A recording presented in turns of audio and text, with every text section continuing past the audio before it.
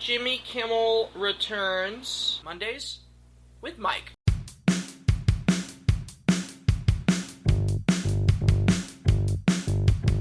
Mondays with Mike.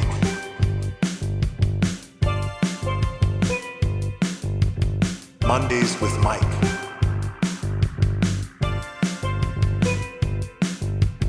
Mondays with Mike.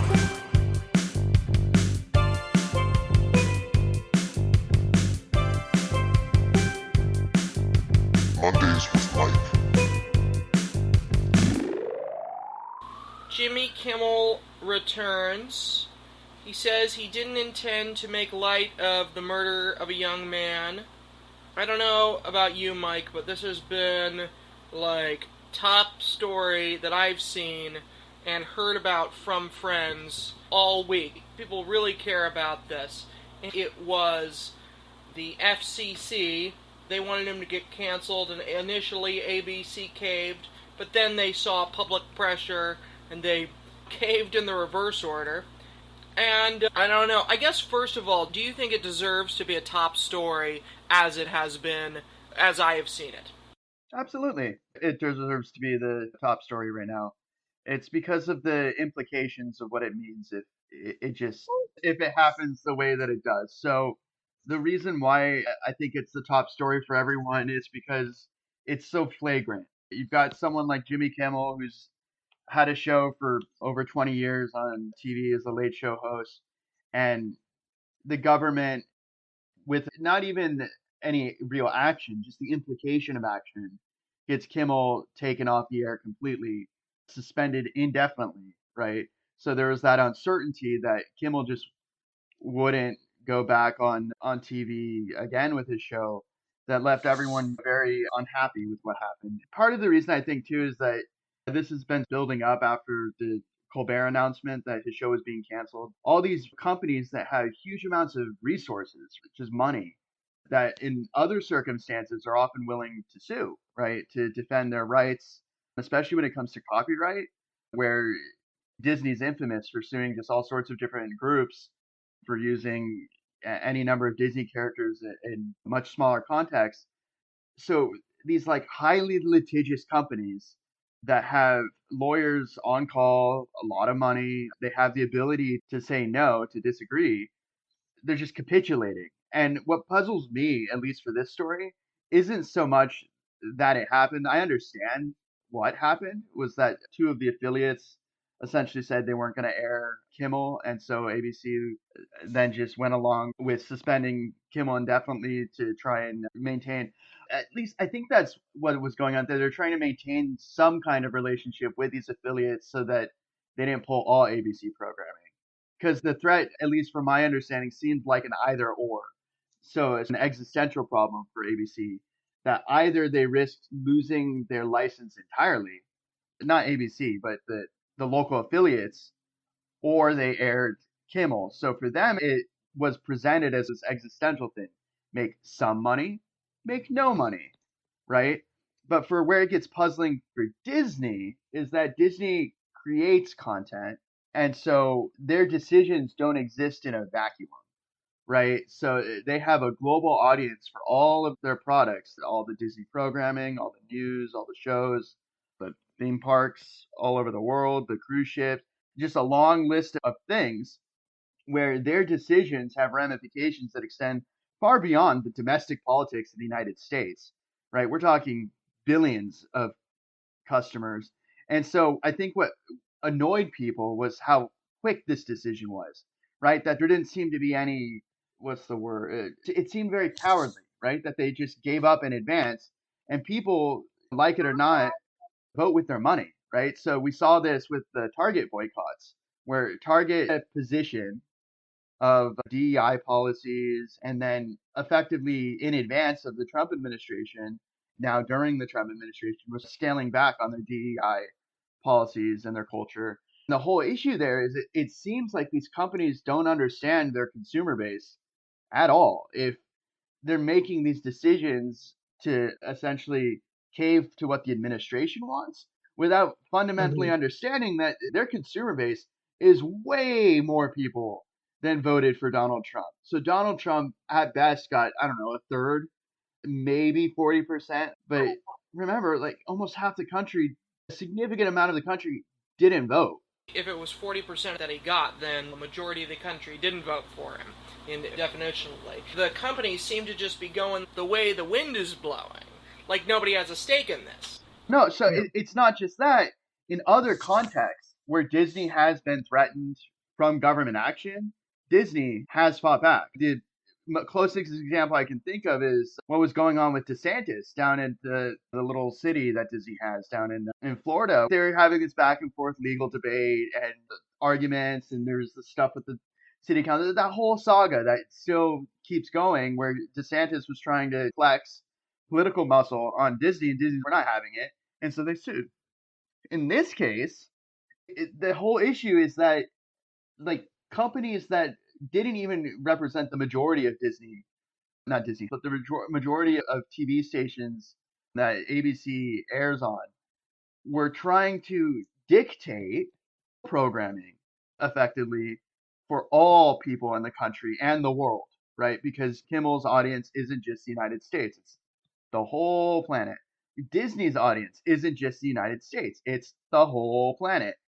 It was disappointing that this company that in the past has espoused certain values, the content that it creates, the fact that it has a news branch, that a lot of the different things that Disney has through ABC, what it looked like was censorship on a grand scale with an immediate one-to-one cause and effect. It looked like that the government effectively said bad things will happen, the license could be pulled, and Disney and these affiliates reacted in the moment. Oh no, we can't get our license pulled. But the thing is, the reason that lawsuits exist is to have a redress of grievances. And this is one of those things where it seems like a clear First Amendment violation. Like it's not even clear the government could pull ABC's license without a serious legal drama playing out because we're talking a lot of money, not a little bit of money. And this would be the example case for all the other news conglomerates essentially falling in line, right? If ABC crumbles, all the other news corporations and other networks could also face this kind of pressure. The Jimmy Kimmel story isn't just Jimmy Kimmel, it's an existential thing about our modern media, of the fact that ABC isn't poor, right? They're one of the major networks in the country. They've got a huge amount of money and resources. They have millions and millions of subscribers. They just got to have a constant amount of money coming in. For a company like that to just give up immediately sends just a terrible message to all the other little companies that will just get chewed up and their stories may not get as much attention. And so this is for people who are looking for some place within this current moment where they can make as clear a message as they can without voting. This is one of those places where anybody who spends money subscribing to Hulu, Disney Plus, any kind of consumption of Disney media, going to Disney parks or cruises, anything going on a vacation, anything where they're giving money to Disney, they can send a message loud and clear. This is not acceptable, right? We expect companies not just to act in extreme self interest for the license thing, to just give up, right? There's a reason lawyers exist. There's a reason that companies have resources, is that this is a free market issue too. The government shouldn't be able to just shut down an entire company simply because somebody said something that the government didn't like. That's the point. And yeah, I think the story is definitely worthy of being the top story. Also because it was so abrupt, right? So with Colbert, they're giving him months and months of airtime, and then they're going to wind down the show and not continue the show. And they stated that the decision was financial. For this one, it didn't really look like you can make the argument the decision was financial. That if they thought that the license really was in jeopardy, if you don't have a license, you can't make any money. You can't make any money, then the obviously the decision is a really terrible one on both ways, right? The trade-off is awful. You either lose some consumers and whoever the audience was for Kimmel that would respond negatively like they did, or you lose all consumers. And I'm sure the number money running for the risk was just terrible, right? It was they were looking at a chart or something where it's like all the money and some of the money. And everyone who was looking at this decision in the moment was probably like, some of the money is the better option than all of the money. But what I am puzzled by, again, is these corporations thinking that there's going to be like no reaction. Oh no, I'm just going to make a decision and nobody who watches the stuff is going to react at all and nothing happens. It's like they didn't see what happened with Target, or they didn't see the reaction in other circumstances. I'm just going to make this decision and nothing's going to happen. And no, people they spend their money as a reflection of their values. And it's one way that people vote. It's even more effective than voting. Boycotts can be very effective. Look at what happened with apartheid, where they boycotted South Africa, and like a huge number of countries sanctioned South Africa, and eventually it wore down the economic and political environment in South Africa that a change had to happen because like it just got really bad. Boycotts do work, and it's something that people can do that isn't voting. It's something they can do in the interim that functions as an effective protest, because Disney, for all of its money and power, isn't the government. It's not a political entity, right? It lives and succeeds based off of people buying their stuff. And so that's their brand, and they diminished their brand when they fired Kimmel instead of having the courage to say no. And let me put it this way. I am happy that Harvard and the New York Times are arguing against all the things and actions that have been taken against them, that they said no. I am disappointed in ABC that they too did not stand up for free speech and for, the freedom to participate in ostensibly a free market. The market's not free if everybody is chilling their speech to adhere to some arbitrary standards. Where's the line? What is sufficient? That, I think, is to the issue, is like, what is the line for keeping your license, losing your license? Because there's a certain level of ambiguity there. And that, I think, really worries everyone. Because remember, Kimmel was a late night comedian, right?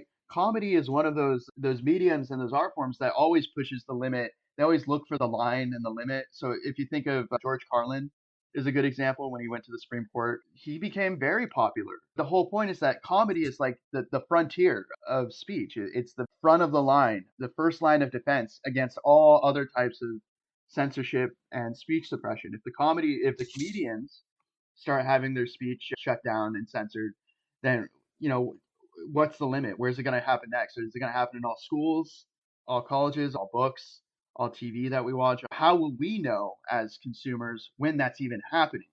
We know in this circumstance because there was a clear cause and effect, right? The FCC commissioner went on a podcast, intimated that the license could be lost. Didn't say the license was going to be lost, but intimated that something could happen bad. And then we saw the reaction. But the whole point is we don't know where the line is. But in this case, we saw what the line was, and it seemed flimsy, really flimsy. So that's why I think it's the top story. Yeah, that makes sense. And you bring up a good point, because nobody's watching TV in a vacuum. Nobody goes, I don't care about politics at all, I'll just watch what's on the boob tube. Said nobody. Said maybe 5-10% of the population. It's a whole ecosystem, and people know that. And the way that companies kind of act, like going the way of the wind, it's very transparent that, like, Target in its actions, and to me ABC in its actions, demonstrate that they don't have principles on this matter. It seems to me like they're not leading in terms of principles, they're leading in terms of which way the wind is blowing. And they do have an obligation. The same way, unfortunately, and I shudder to say it, but it's true, that Facebook has a responsibility, for example, to arbitrate cases of what people say fairly, because they find themselves as the digital public square. Did they ask to be the digital public square? No, not really. They tried for market dominance, but no, they didn't ask to do that. But that's where they are, and that's what we got, and that's what they have to do, or else it's not a free country anymore. You got to guard these things. Likewise, comedians. The court jester can say what nobody else can say. And that's why comedy is so important. The ability, not only because journalists, and they do speak truth to power, some of them some of the time, But comedians are just like cutting with their insight, the good ones, and they can deliver a lot of it in snappy succession. So it's important. And I know two people told me via text, hey, I'm boycotting Hulu, I'm getting rid of Disney, and one said, and you should too. I don't think I pay for either of those. And then I know of one group who was deciding where to have their vacation, and Disney World had been on there, but it's not having it there. So it really does impact people's decisions. A parallel of what's going on, look at tourism right now from Canada. So Canada was the number one for tourists going from Canada to the United States. And tourism is very important, as we know on this podcast. As of right now, there's a serious boycott of Canadians not traveling to the United States. You saw that with the mayor of Las Vegas pretty much begging Canadians, please come back to our city. We need your tourism dollars, please. It's great. It's sunny. It's nice. The weather's great. Show up. And the numbers don't look good in this first year of the Trump administration for tourism because it's all interconnected. The message that gets sent is your country is hospitable. People are welcome. They can show up and go do touristy things, go see shows, go to plays, go to movies, go to theme parks, whatever, right? Touristy things, go to the beach, shop, or your country's not hospitable and nobody's welcome. And we've talked about this a little bit that there's a fear that exists. This thing with Kimmel reinforces that fear for some people because they see parallels with other authoritarian countries, right? The first major things that get censored are the news, universities, and comedians. With Colbert, with Kimmel, and with the constant pressure for all the other comedians, the major ones, Fallon, Stewart, John Oliver, a bunch of others, where there's in a perfect world, we wouldn't be hearing at all about any of these comedians facing the risk of being fired because they're doing their jobs. They're doing the job they were hired to do, make people laugh, right? Be a source of comfort and entertainment. But at the end of the day, when people, I think part of the reason this is so personal to a lot of people is that late night comedy and comedy shows is like their way of de-stressing from the day, right? Like that you go to the late night shows and the comedy to laugh a little, to find some camaraderie, to find some humor at the end of what could be a very long, stressful day. And the situation right now for the work environment in the United States is fraught. We've talked about this, that there's AI, there's pressures from outsourcing, that there's issues with people not getting paid enough and working long hours and very stressful. And comedy is one of those ways to serve as a distraction. When people lose that distraction, when they lose their favorite comedian talking late night shows or lose their favorite show or whatever, then their mind turns to like, why am I being effectively punished? Right? It gets really personal for people. It's like, why does my world have to get worse just because the government doesn't like one or two things that these comedians are saying? It's not everything that the comedians are saying. It was in this case, it was like two sentences at most. And if you look at the timeline for when it was said and how it was said, like it was in response to what Kimmel saw, rightly or wrongly, was as a response to the situation that was ongoing. It was Kimmel, he was painting with a really broad brush of talking about all MAGA, which is no, that's not fair to everyone. It's at least in this case, some of the loudest voices is like a sliver of a fraction of a percent of the actual number of people we're talking about who are critics of Kimmel or anybody who Kimmel was referring to in his sentences. It's not a whole lot of people that he was talking about. It's just the media and some, and even of the media, like a fraction of people. But anyways, the point is, okay, maybe he's wrong, but that doesn't mean that all the people who listen to and watch Kimmel then have to be punished with not having one of their favorite late night comedians talking anymore, airing on TV anymore. Like people turn to TV as entertainment, as an escape, right? Like it's one of the ways that they deal with the hardships of life. Sports is another example. Like just imagine if, do you remember when there was those protests where players were kneeling? Was that 2020? Maybe, but there were a handful of players that would like kneel every game as a protest. Just imagine if the FCC commissioner came out and said, we're going to cancel all football, all baseball, like all basketball, all baseball. Just imagine the uproar, right? Because these are the kinds of sports, all soccer. These are the kinds of sports that they build huge multi-billion dollar, multi-million dollar stadiums and radically reshape like the skyline, the whole landscape just for these sports. Imagine if something like that happened over one participant. Because remember, Kimmel, for all his audience, for all his whatever power, whatever, he's one guy. ABC is not one guy. ABC is tens of thousands, if not hundreds of thousands, if not millions of people who work either directly for ABC stuff, like shows and theme parks and resorts and hotel, like all that's all the stuff. But then there's all the peripheral jobs, right, around Disney properties and around like Disney media and content that isn't Disney directly. And I think part of the reason the story was so big is because it's that, right? That you're by suspending Kimmel, you're essentially sending the message that if Kimmel can be suspended, all of the stuff that people turn to, the bread and circuses part of the distractions in life, could be at risk in a real way. And people don't want that, right? People don't want to lose their sports and their entertainment shows and their reality shows and their comedy and their sitcoms or whatever. They don't want to lose that, right? The things that make life more bearable. And it's cheaper than therapy. To turn to comedy is way cheaper than therapy, than sitting and paying someone to listen to you and the troubles of life. Way cheaper. And so I think that's part of the issue too, is that for politics, people are like, sometimes they sit on the fence and my vote's not going to make a difference, whatever. But for this, they know that their money will make a difference because the companies rely on them spending money, right? 100%.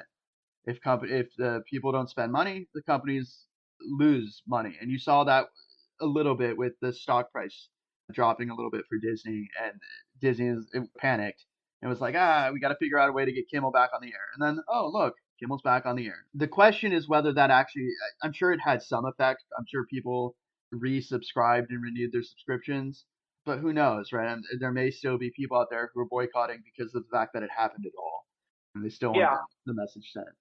Yeah, I would think that some people would continue to boycott. So we're talking about, of course, people are going to reply, and they're going to vote with their feet and with their money, and they're not just going to take it laying down. But I want to turn to the means of it. The means whereby, because I think you hit on something where you said that that a lot of it has to do with intimation. Like, their license is in jeopardy. Based on what? I think much of this might also come from the fact that Trump is known to be a litigious person. And lately he's been saying that he won a suit for $10 billion, or at least it says, BBC reports, Trump sues Murdoch and Wall Street Journal for $10 billion. But I'm thinking to myself, did he really win that? This idea that you can sue people, that you're going to end up suing people because they don't say the right things about you, that's not how it's been historically in this country. So the reason this response is so significant to Disney, look, in all those cases where they settled and they gave money, it's pretty clear that they probably could have won in court, at least as far as I could tell. It's not as if they didn't have cases where they could win. So the 60 Minutes one was a good example. It's like they didn't have to just give in so easily and settle like they did. It's part of the reason I think people are responding with boycotts and annoyance at the situation is that they feel powerless in some sense in the face of these lawsuits. Why are these companies with all this money just giving in, just capitulating? Trump's not the only one in the world with lawyers. Trust me, there's a lot of companies that have lawyers. They pay lawyers. They hire lawyers. The U.S. has a huge number of lawyers. And part of the worry, actually, is that the bulwark, right, the shield that we have against what we would hope is like serious government censorship and oppression and control of the media is these companies and these lawsuits. Like they are the line of defense against the worst impulses of lawsuits and government censorship and all that.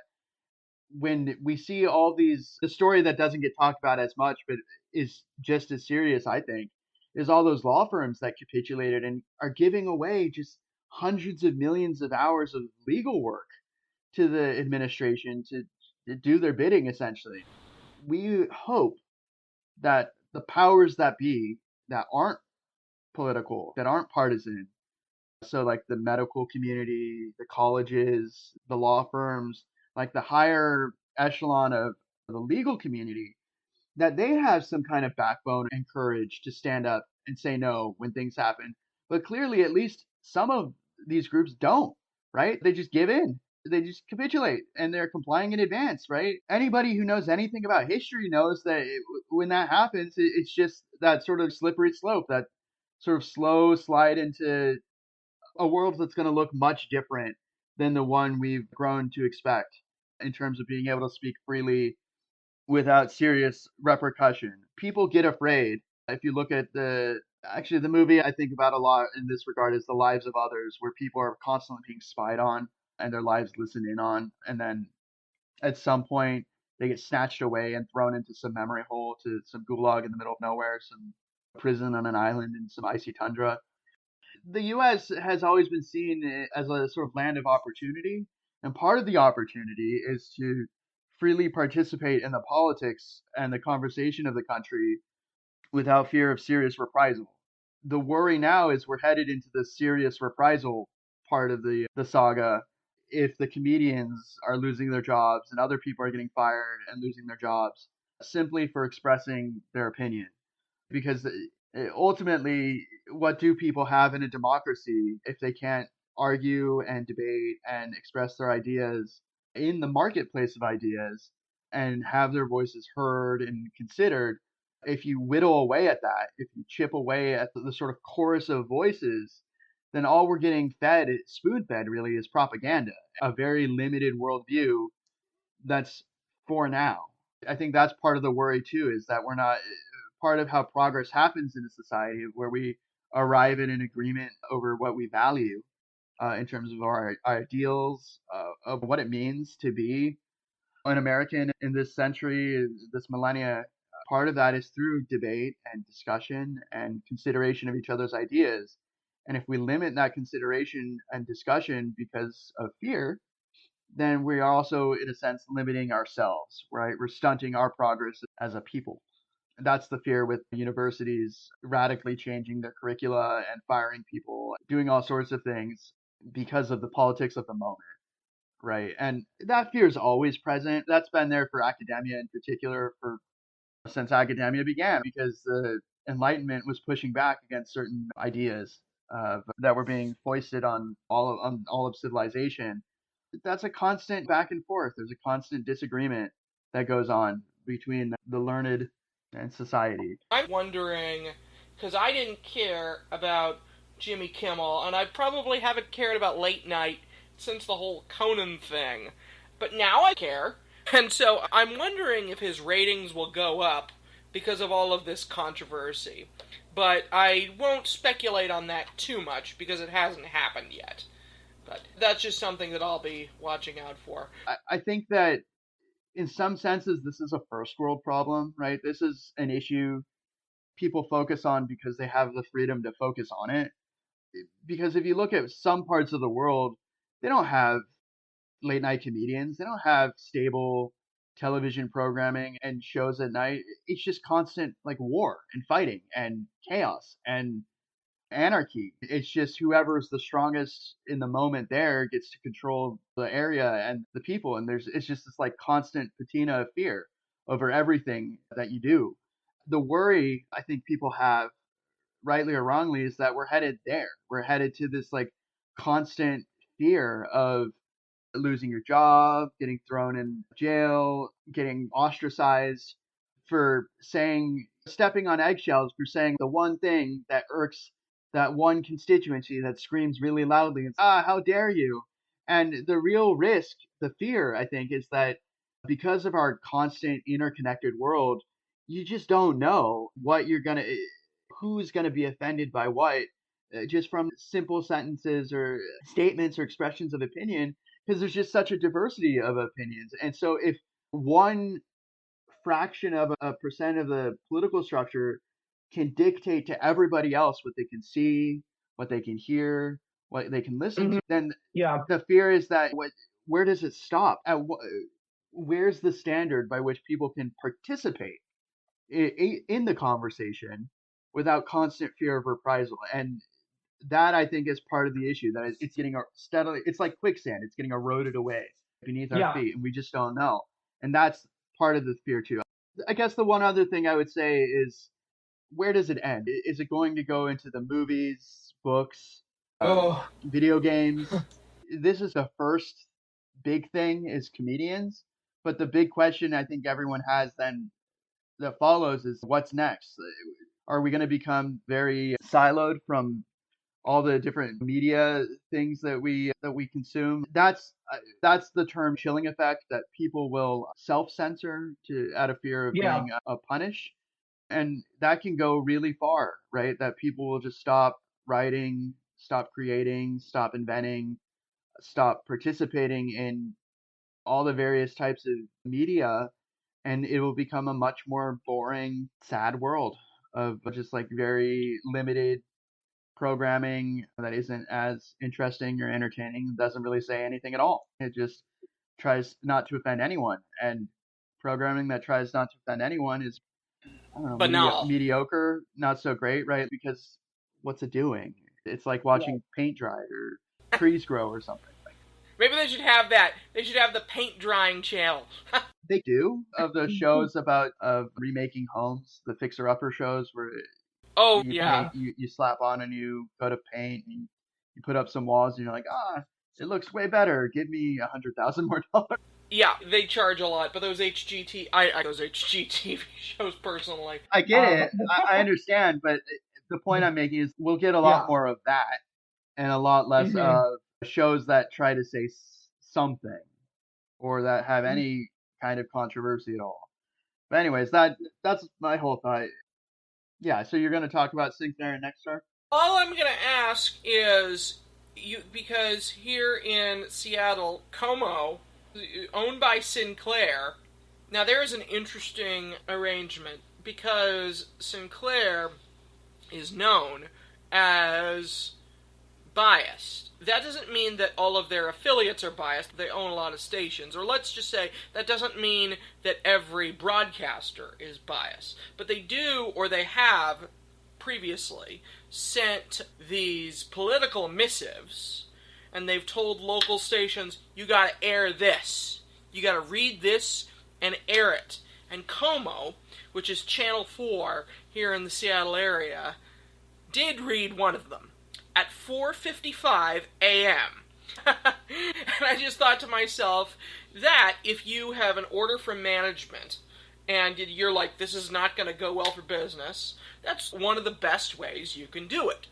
But then you hear, but the political control, the attempted political control here, extends to the not airing of an entire program when the network now sees fit, the greater network, Disney ABC, sees fit to air it. You're just off in your own little corner saying, no, not me.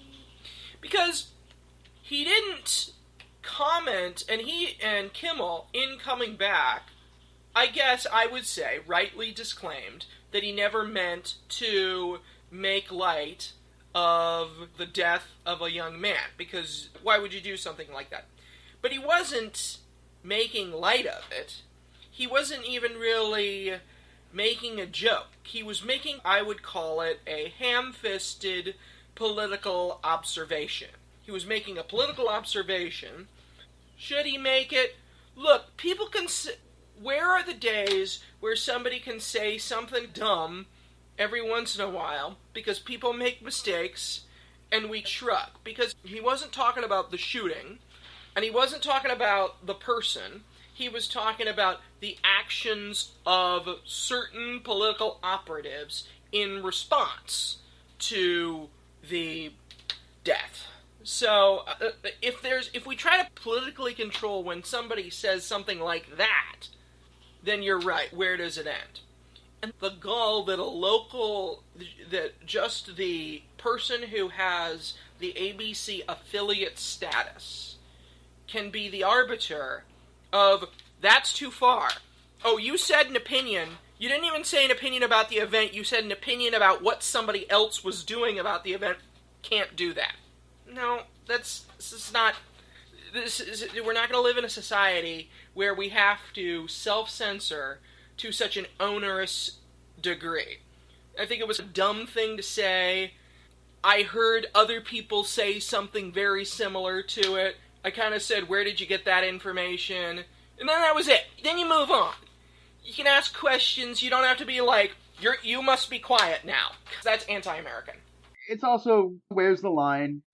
A lot of this seems arbitrary. It's ambiguous as to what you can and can't say. And for late night comedians in particular, a lot of their commentary is on public events, public discussions, things that are happening in the news. And so they make jokes. That's what you do. You make jokes, and sometimes the jokes land, sometimes they don't. But also for comedy, a good joke may only reach half the audience anyways. If that, you're still a comedian, you're still making jokes. It's just some people just don't find it funny. The point is that if everybody self-censors to the degree that you're talking about, we won't even know what's going on in terms of some of these things that they're making jokes about, because the reach of these comedians is much greater than some of the local programming. Something I found interesting, though, and from what I can tell, is that both Nexstar and Sinclair are publicly traded companies. And so I'm just curious how much money they're losing by not airing the Kimmel programming. Because for right or wrong, TV shows are indeed ratings driven, right? You get more money from ad revenue based off of how many people are listening and watching. And frankly, I just wonder how much money's on the table in terms of what they're losing in ad revenue and in all sorts of other ways that TV shows make money by not airing what is now a popular, successful program. And we'll see that saga ongoing, right? Because they do, in fact, have to answer to shareholders, are we making as much money as we could be making in terms of our responsibility to make you money? If the political part of it, of just not wanting to air certain programming for political reasons, starts chipping into the money part of it, of we're not making as much money because of our partisan political reasons, then you may have a different kind of saga happen of the shareholders of these companies going, what gives? What are you doing? Why are you not making as much money as you can right now? Seize the moment. The ratings for Kimmel are going way up. You're in the business of making money, right? Like, you're not a charity. You're not a partisan political group. This isn't some ad arm or propaganda arm. You're not state media. You're a publicly traded company with shareholders that demand a return. If that return is in some way affected by like the partisan leanings of giving this gift away to the one political movement in the country and not looking at the broader media landscape or the commercial landscape, then I think there may be a whole different other kind of conversation going on. And we'll see if that happens. Because at some point, like, reality meets the fiction of, oh, we can act however we want with impunity and just cancel programs and there's no repercussions. No, you're a company that makes money by airing television shows and programming. And if the programming doesn't make money compared to other programming that you could be airing, but you're not, then serious questions get raised. Why aren't you doing that? And if the reason is any other reason than making money for shareholders, then like capitalism starts seeping into the situation. That's the next big fight I think I'm going to see for some of these companies, is at some point their shareholders are going to be like, no, stop doing this, make us money. There's a real risk anyways for any of these companies when they wade into these political arguments.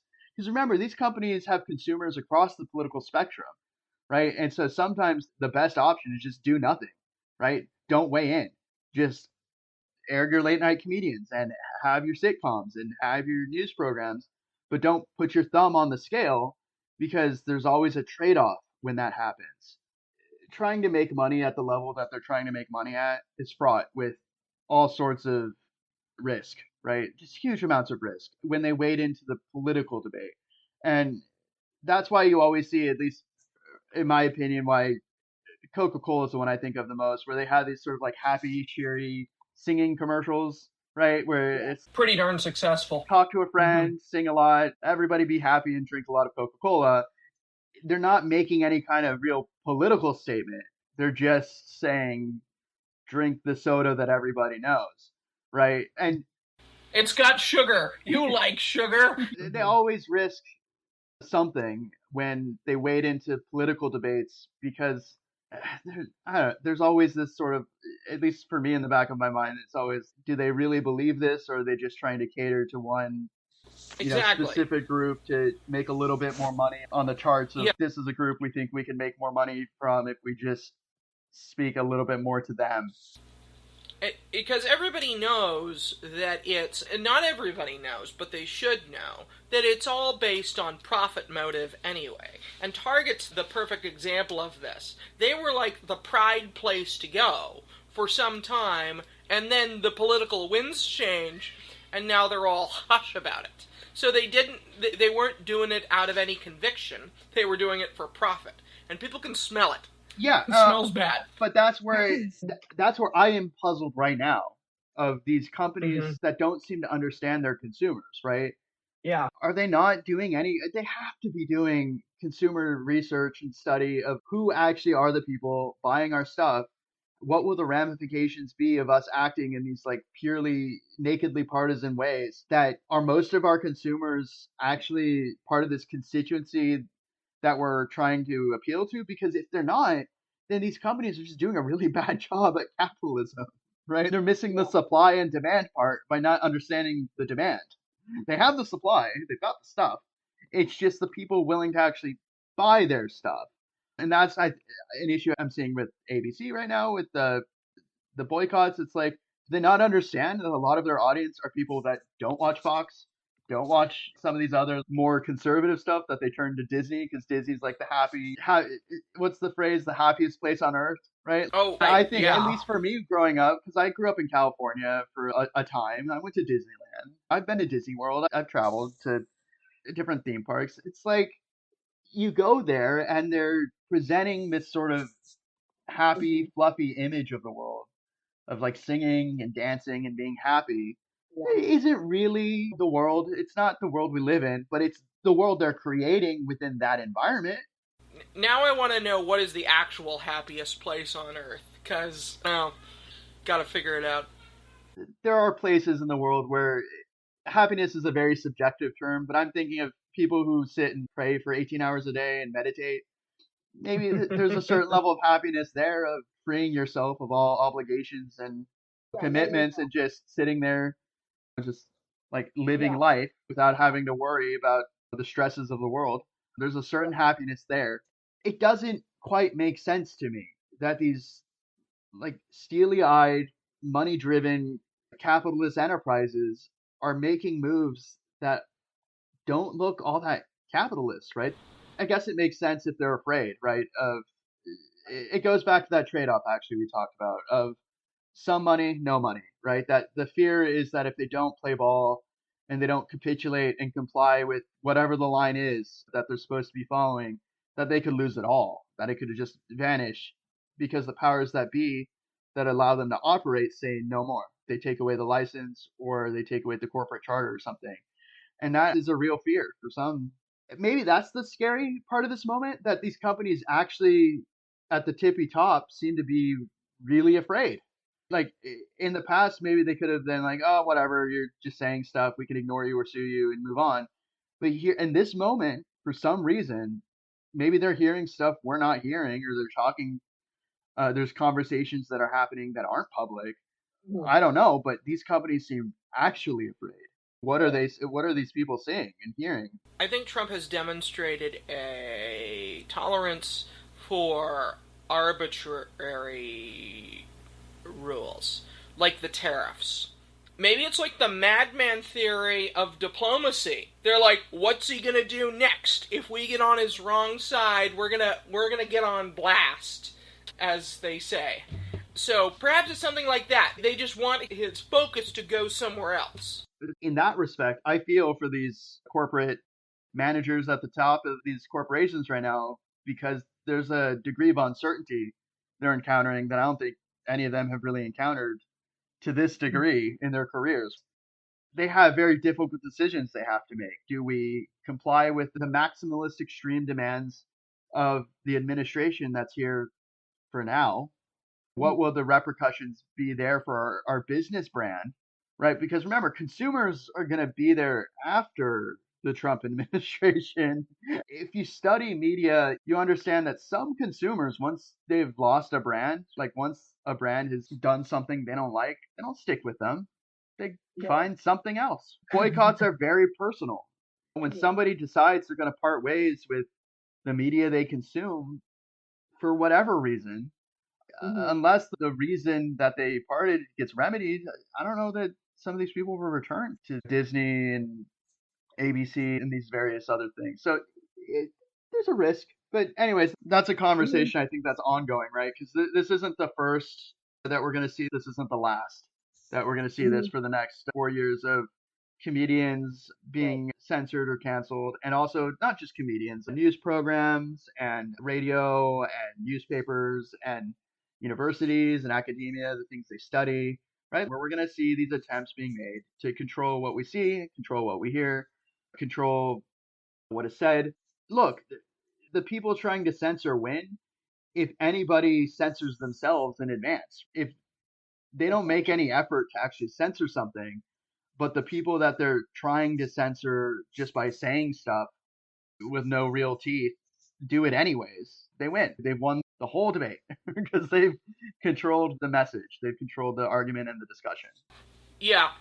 Mike, have you seen Seattle is Dying? Yeah, that's a little extreme, but... Here's the reference then. Let me ask you something. What if Como's affiliate status is dying, and they don't even know it? I don't know. No, there's a... Look, if there's anything I've learned from watching media for, I don't know, since 2000, is that the ones that are winning, for sure, in terms of market share and money and just success and stuff and more shows, is not the countervailing voices. It's the Fox and the conservative radio. I don't know. I learned that when I went on a road trip across the U.S. over 20 states, and you turn the radio on in the middle of nowhere. What do you get? You get conservative radio, and you get like religious preaching. That was all that was on the radio for miles and miles. Was just yeah, and the Siskiyous. There's a lot of that. I don't know. There's this sort of like media vacuum. Maybe it's because it's so expensive, right, to have radio stations all over the country airing programming, and that there's more of a demand to listen to that stuff. Yeah, if you think about it, so Fox, when people get older, they're more likely to watch TV. Fox is on TV. Older people more likely to be conservative, it follows. And my grandma said to me, they're like, when I watch CNN, I get the impression that they are very tired. My grandma was from the UK. They are very tired, but when I watch Fox, it's quick, and I know what's going on. CNN is all washed out. My grandma had some pretty good ones. Did you know that most people put their socks on wrong? Here's how to put on your socks.